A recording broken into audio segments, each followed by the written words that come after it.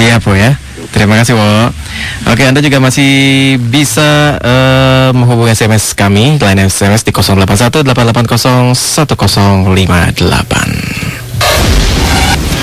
Broadcasting live from the 25th floor of Wisma Nusantara Tamrin number 59, Central Jakarta. 105.8 Light FM, the best slow hit station. 105.8 Light FM. The one and only slow hit station. The one and only. Telephone number 398-35900, 398-35901. Short message service 081-880-1058. Fax number 398-35900, extension 102. Marketing Department 525-7892 or click www.litefmjakarta.com. anytime, anywhere. Light FM, best slow hit station.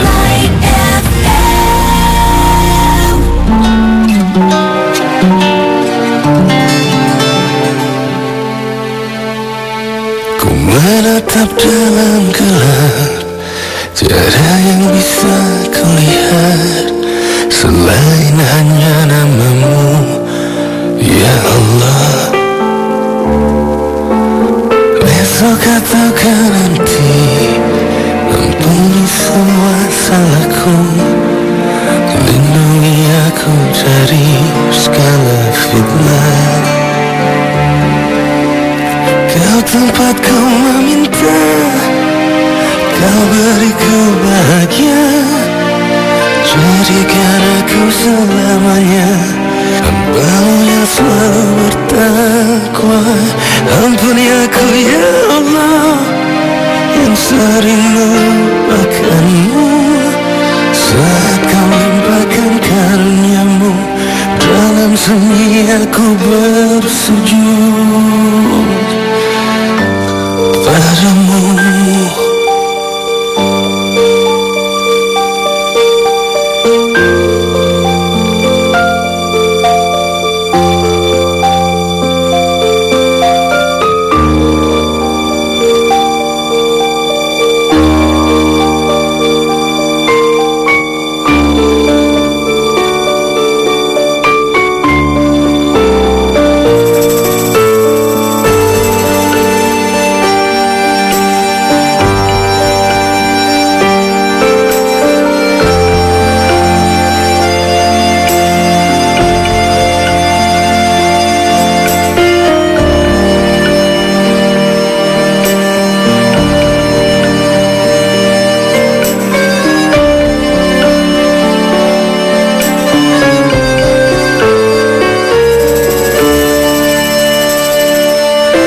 Tempat kau meminta, kau beriku bahagia, jadikan aku selamanya hamba-Mu yang selalu bertakwa.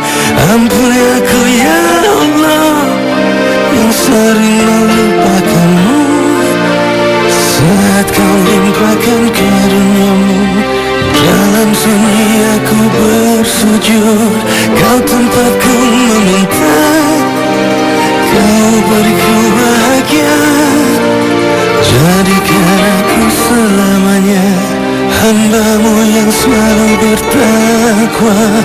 Ampuni aku ya Allah, yang sering melupakan-Mu, saat Kau limpahkan karunia-Mu, dalam sunyi aku bersujud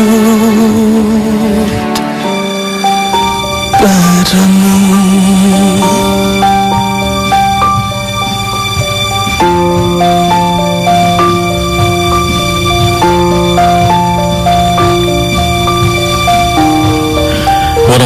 Light FM, the best slow hit station, berproses menuju kesejatian diri masih akan ada bersama Anda sama setengah jam ke depan.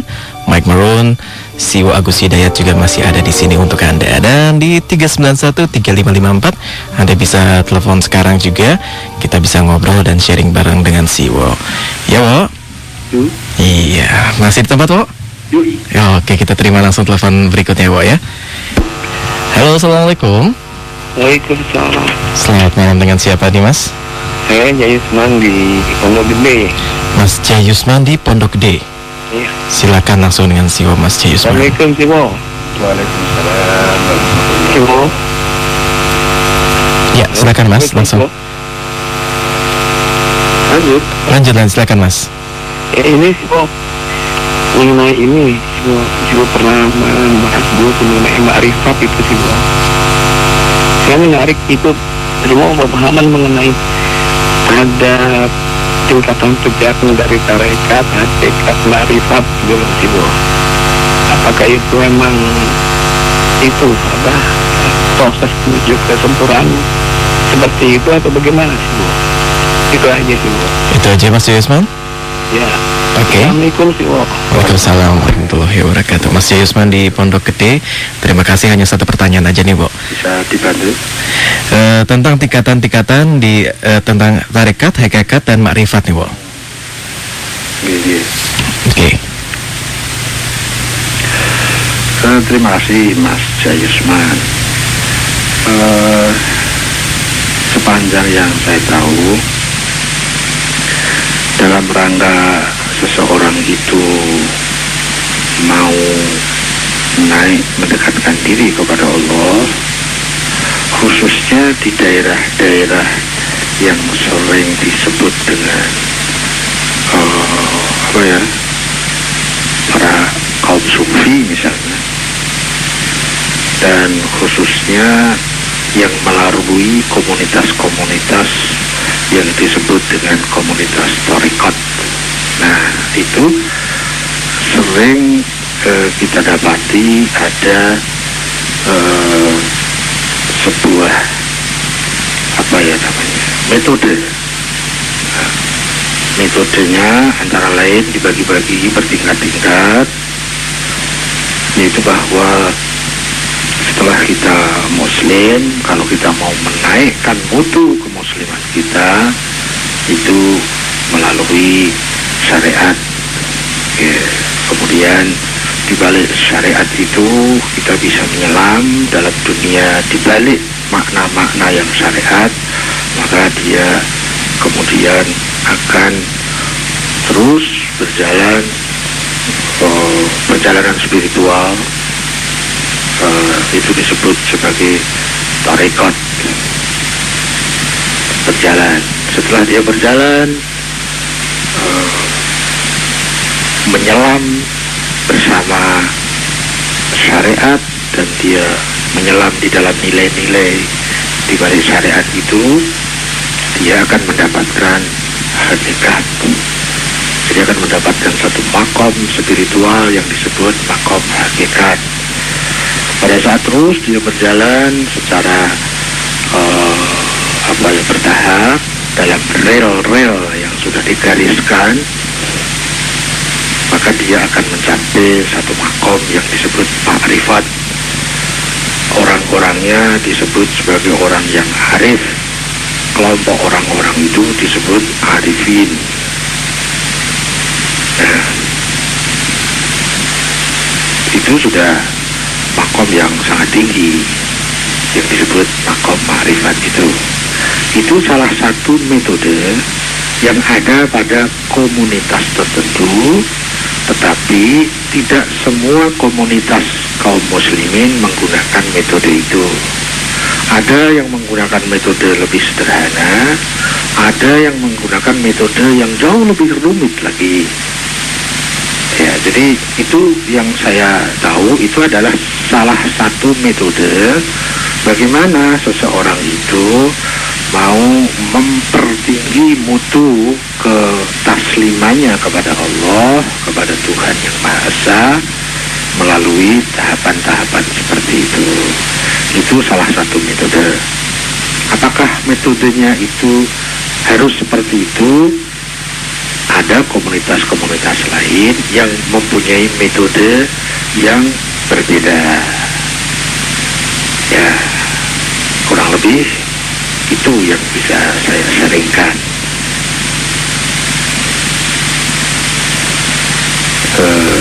Begitu sementara, dan saya kembali kepada Bos Mike. Cukup segitu aja, Bu, ya. Oke, Mas Yusman, terima kasih di Pondok Gede. Sebenarnya kita tingkatan-tingkatan makom ini sudah sering sekali kita bahas ya, Wo ya. Tapi pas Mas Jayusman pas tidak sempat mendengarkan. Tidak sempat. Oke, sebelum ke SMS masih ada satu telepon lagi yang kita terima nih, Wo ya. Oke. Halo, assalamualaikum. Waalaikumsalam. Oke, dengan siapa di mana, Mas? Ini Mas Boy lagi. Oh, Mas Boy lagi. Ini kayaknya ada. Mas Mike. Oke. Ada ini satu. mau yang tadi aja mau direvisi. Silakan. Ini sih, Wo. Maksud saya kalau kita melihat kezoliman sih, Wo. Pertama kan kita maksudnya kalau ada kezoliman seseorang dizolimi, kita kan bertindak merelai gitu ya. Kita bilang janganlah gitu. Kalau misalnya yang kedua ya menasehati. Nah yang ketiganya sekecil-kecil iman gitu, Bo. Bukan sebenarnya sekecil-kecil iman, kita mengucapkan di dalam hati astagfirullah gitu. Nah apakah memang sekecil iman ini hanya mengucapkan itu? Kenapa gitu sih, Bo ya? Apakah memang kita harus seperti kita bertindak gitu kalau melihat kezoliman ya, seperti yang terjadi di TKI kita di Malaysia kan sampai meninggal? Apakah tindakan kita itu hanya mengucapkan astagfirullah gitu, tapi kita harus tindakan tegas? Karena kan penganiayaan sampai meninggal itu kan suatu kezoliman yang besar sekali gitu sih, Wah. Itu aja sih, Wah. Assalamualaikum. Waalaikumsalam warahmatullahi wabarakatuh, Mas Boy. Ini kayaknya masih ada sambungan pertanyaan lagi dari tadi, yang pertanyaannya masih belum puas kayaknya ya, Wah ya. Kok hebat. Kenapa, Wah? Malam masuk 2 kali. Ini 2 kali luar biasa nih, Wah. Kayaknya masih karena ketidakpuasannya inilah dia berhasil 2 kali masuk, Wah. Nah, sekarang saya bisa sedikit menangkap. Oke.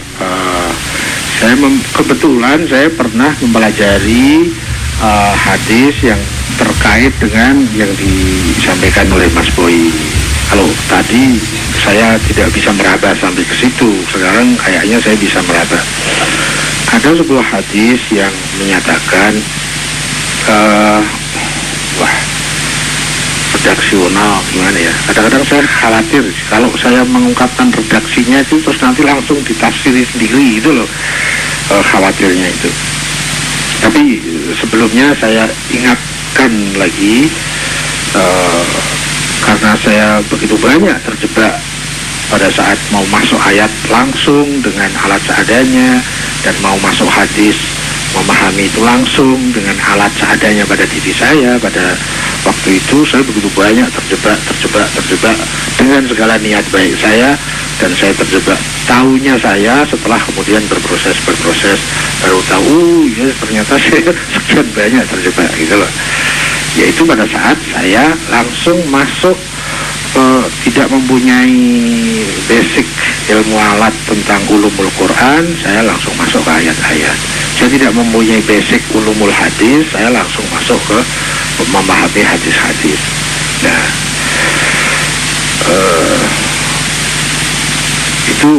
itu mudah-mudahan bisa menjadi sebuah berita lah paling tidak, atau tambahan data untuk dijadikan tambahan data. Saya pernah mempelajari sebuah hadis yang redaksionalnya itu begini: man ro'a minkum mungkaron falyughayir biyadihi.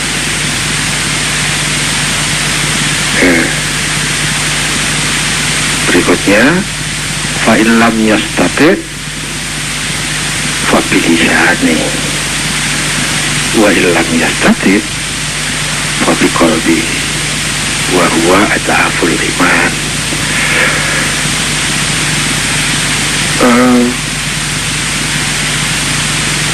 Kalau ditranslate kepada bahasa Indonesia, bahasa umum, bahasa populer ya, bukan bahasa kitabi atau bahasa standar, karena untuk masuk ke bahasa kitabi atau bahasa standar silahkan masuk melalui para pensyarah hadis, masuklah melalui para komentator hadis, kecuali kita memang sudah ahli hadis dan sudah menguasai ulumul hadis sehingga lebih relevan. Tapi kalau kita belum mengetahui ulumul hadis, jangan langsung masuk sendiri. Nah, dari beberapa pelajaran saya dari para pensyarah hadis, Saya tidak sedang mewakili beliau-beliau mereka, tapi saya akan cerita tentang apa yang di antara yang bisa saya tangkap terhadap pelajaran-pelajaran dari para pensyarah hadis itu. Nah, dulu waktu saya mempelajari secara kurang serius, saya punya pemahaman begini, bahwa kalau kamu melihat kemungkaran, maka rubahlah dengan tanganmu. Gitu.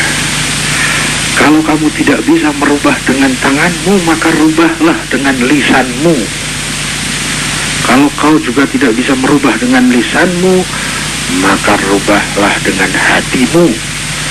Tetapi merubah dengan hati itu merupakan selemah-lemah iman. Ya sesederhana itu yang saya pahami. Nah, mungkin yang dimaksudkan oleh Mas Boy tadi itu berangkat dari riwayat hadis itu. Tapi kemudian setelah saya lebih serius mengkaji hadis itu dari para pensyarah hadis, dari para komentator hadis, ternyata tak sesederhana itu. Apalagi kemudian pada saat saya mempelajari terkait dengan fikih amar ma'ruf nahi mungkar. Jadi bagaimana tata aturan main untuk amar ma'ruf nahi mungkar. Loh. Ternyata tidak semudah itu. Pertama begini, statement tadi itu terkait kepada satu bentuk komunitas, sistem, atau perintah terhadap individual. Itu yang pertama. Jadi itu terkait dengan sebuah sistem. Sistem itu bisa misalnya contoh saja ya, ormas misalnya, atau bentuk pemerintahan negara misalnya, atau yang tentu kalau ini pasti yaitu bentuk sistem pemerintahan ilahi. Kalau itu jelas ya. Nah, yang permasalahannya adalah apakah perintah ini untuk individual. Nah, pada saat itu dibahas, itu ternyata banyak bentuk-bentuk kontradiktif, karena tidak setiap individu itu punya relevansi terhadap kemungkaran. Nah, itu ternyata tidak sederhana memahami itu. Itulah kemudian yang sampai pada pemahaman saya. Misalnya begini. Kaidah pertama di dalam fikih amar ma'ruf nahi mungkar. Jadi, amar ma'ruf nahi mungkar itu tidak boleh sembarang. Harus ada aturan mainnya. Amar ma'ruf nahi mungkar itu baik kalau memenuhi syarat. Kalau tidak memenuhi syarat menjadi tidak baik. Memahami ayat, menafsiri ayat itu baik kalau memenuhi syarat. Kalau tidak memenuhi syarat menjadi tidak baik, dan seterusnya. Segala hal yang kelihatannya baik-baik, tapi kalau tidak memenuhi syarat menjadi tidak baik. Bahkan yang wajib pun kalau tidak memenuhi syarat menjadi tidak baik. Ya, misalnya yang wajib itu apa misalnya? Yang wajib itu sholat misalnya. Tetapi kalau tidak memenuhi syarat menjadi tidak baik. Sehingga diatur bagaimana syarat-syarat sebelum melakukan sholat. Dan di dalam melakukan pekerjaan itu ada aturan main yang disebut dengan rukun-rukun yang ada dalam pekerjaan itu. Nah, dalam amar ma'ruf nahi mungkar itu juga ada syarat-syarat tertentunya. Manakala seseorang tidak memenuhi syarat, ikut mengerjakan pekerjaan amar ma'ruf nahi mungkar, itu menjadi tidak baik.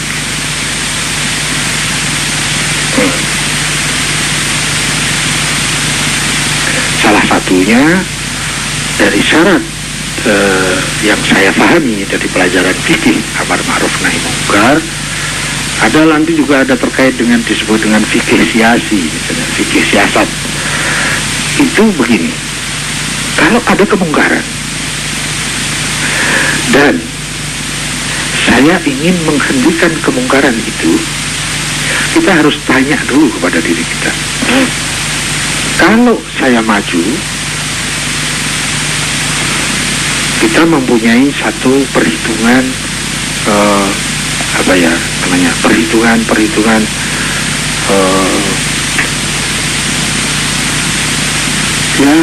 perhitungan perhitungan rasional. Saya akan bisa lebih memberikan manfaat. Tapi kalau kita sudah menghitung, wah ini justru akan menambah masalah, itu sudah tidak boleh kita melakukan amar ma'ruf ataupun apalagi nahi mungkar. Kalau amar ma'ruf itu mengajak kepada yang baik, nahi mungkar itu mencegah kemungkaran. Nah, yang diangkat oleh Mas Buawi tadi itu terkait dengan mencegah kemungkaran. Mencegah kemungkaran itu lebih sulit dibandingkan mengajak kepada kebaikan. Kalau mengajak kepada kebaikan itu lebih mudah. Tapi memberantas kemungkaran, mencegah kemungkaran itu jauh lebih sulit.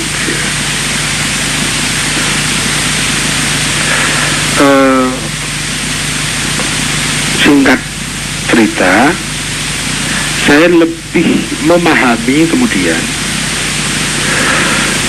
statement ini lebih terkait kepada sistem komunitas, bukan pada bentuk-bentuk individual.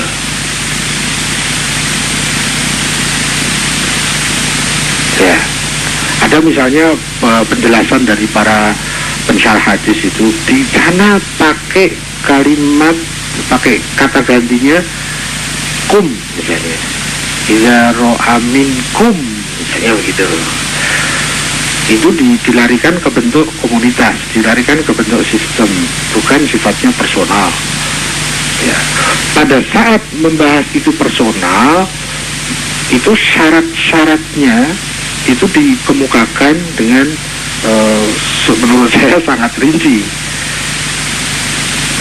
Misalnya begini, bagaimana seorang anak melihat orang tuanya melakukan kemungkaran? Nah, itu tidak serta-merta kemudian kita menjadi wajib untuk mencegah kemungkaran yang dilakukan oleh orang tua. Misalnya seperti itu ya. Beda lagi nanti kalau yang melakukan kemungkaran itu orang lain, bukan orang tua, itu ada beda aturannya lagi. Karena orang tua itu adalah orang yang spesial bagi anaknya, sehingga dia mempunyai satu hak-hak tertentu yang tidak dimiliki oleh orang-orang lain yang bukan orang tuanya. Dan anak terikat kepada kewajiban-kewajiban tertentu juga kepada orang tuanya, tidak sebagaimana orang-orang lain yang bukan orang tuanya. Misalnya seperti itu. Kita bisa ambil contoh, misalnya ada seorang istri namanya Asia, dia punya suami namanya Fir'aun. Nah, bagaimana cara dia beramar ma'ruf nahi mungkar kepada suaminya? Nah, kita bisa pelajari di dalam sejarah. Tidak serta-merta misalnya, ada kemungkaran langsung kita action. Ada aturan mainnya.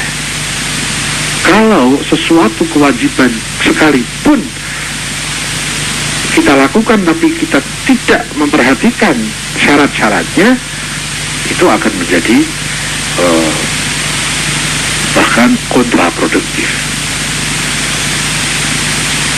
Apapun, haji misalnya, haji itu baik, tapi bagi orang yang tidak memenuhi syarat menjadi tidak baik.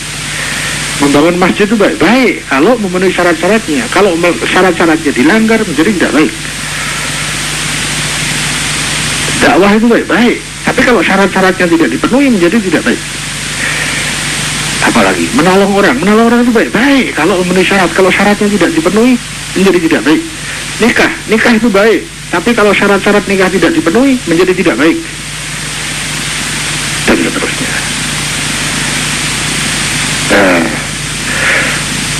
Kalau terkait kemudian apakah orang yang hanya bisa pada saat melihat kemungkaran, dia hanya bisa menunjukkan ketidaksetujuannya di dalam hati, atau dia beristighfar dalam hati, atau dia kemudian hanya punya respon dalam hati, apakah itu merupakan iman yang paling lemah?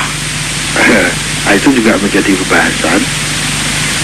Apakah ini sifatnya itu adalah perorangan atau terkait dengan sebuah sistem. Saya lebih memahami di dalam pemahaman berikutnya ini terkait dengan sebuah sistem, bukan personal. Meskipun ada juga yang terkait ini kepada personal. Tetapi kalau personal tidak bisa keimanan seseorang itu diukur dengan itu. Tidak. Tapi kalau sistem bisa diukur dengan itu. Bahwa sistem itu sistem yang tidak kurang bermutu. Jadi tidak punya sebuah sistem yang tidak punya power, sehingga dia posisinya itu lemah.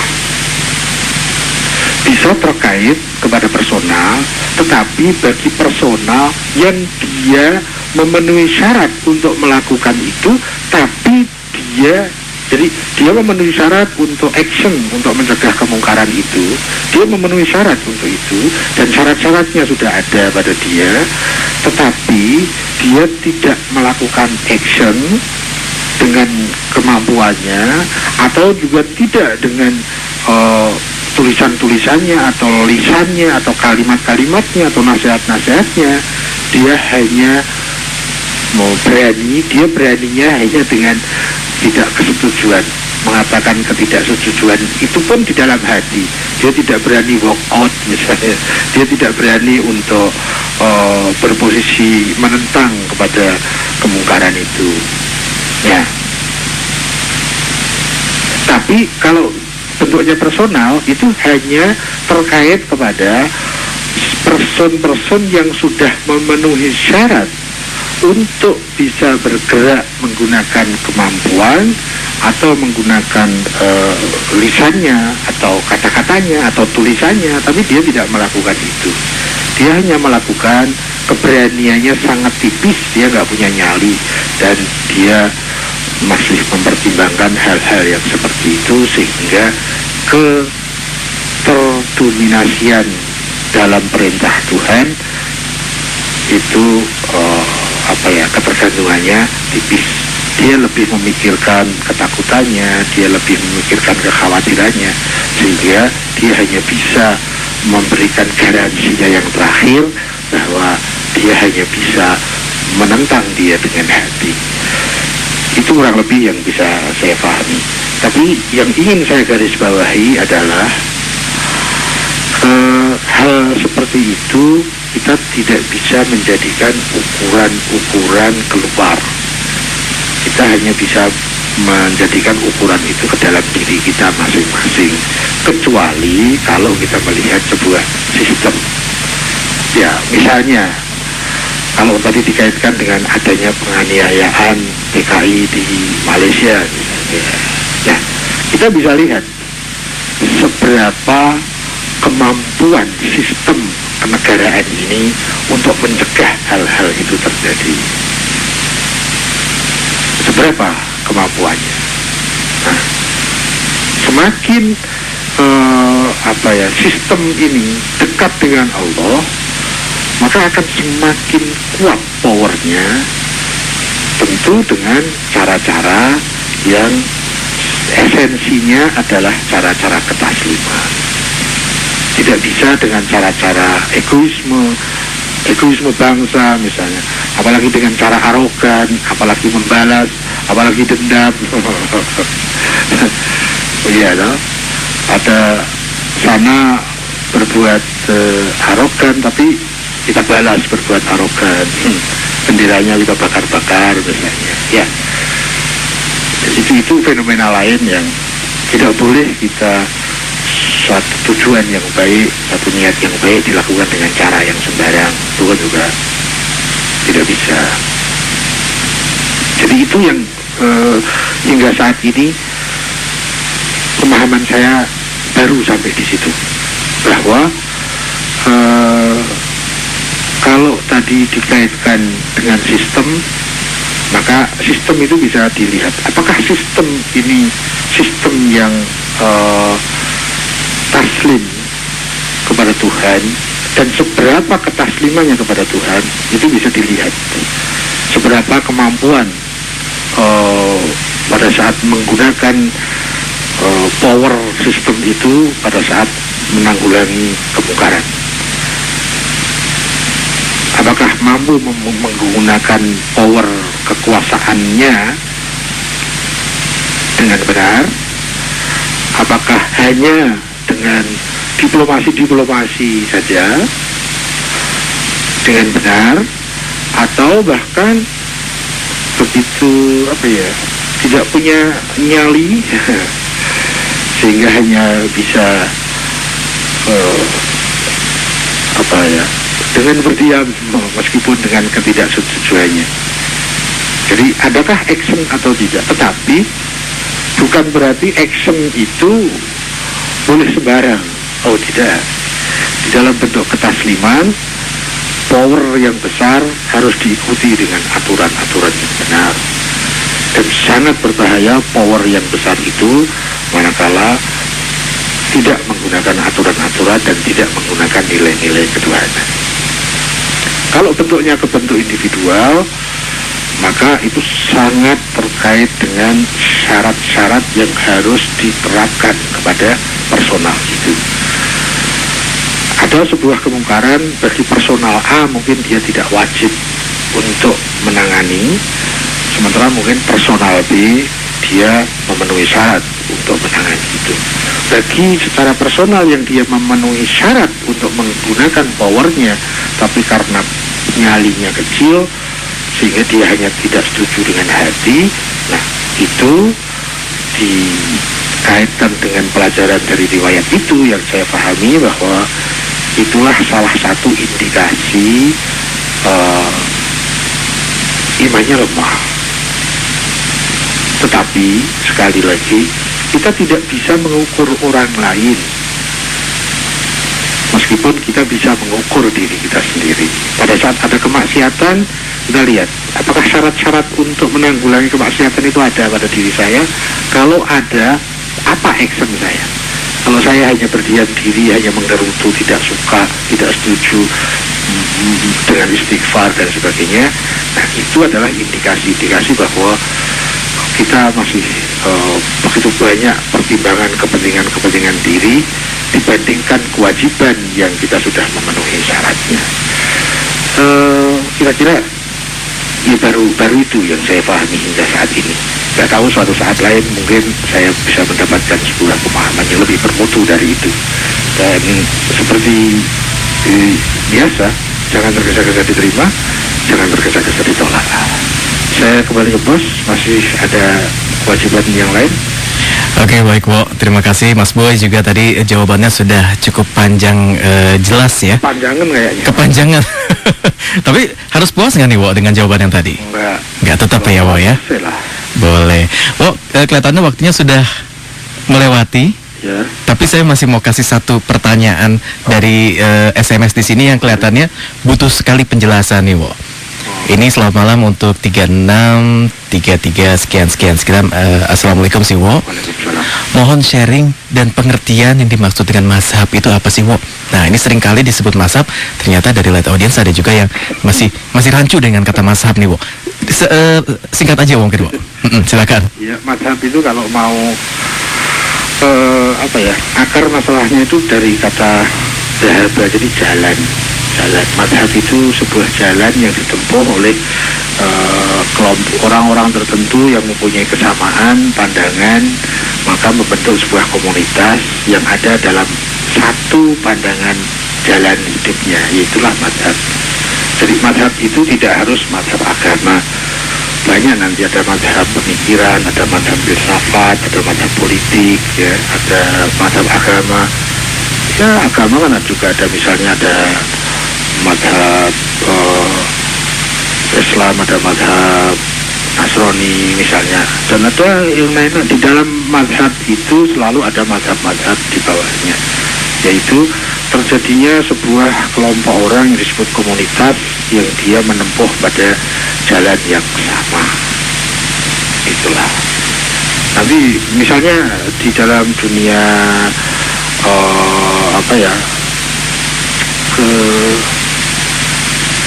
politik misalnya, ya, politik itu kan ada mazhabnya, itu mazhab demokrasi, ya, ada yang bermadhab demokrasi, ada yang bermadhab autokrasi, misalnya seperti itulah. Jadi ada mazhab dalam dalam dunia filsafat misalnya, ada mazhab mazhab idealisme, ada mazhab realisme, misalnya seperti itu. Jadi mazhab itu adalah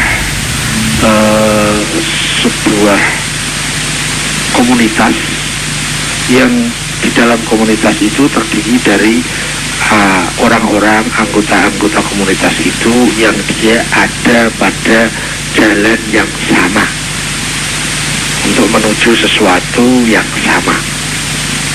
Ya, meskipun memang mazhab lebih akrab dikaitkan dengan agama. Padahal ekonomi juga ada mazhabnya kok.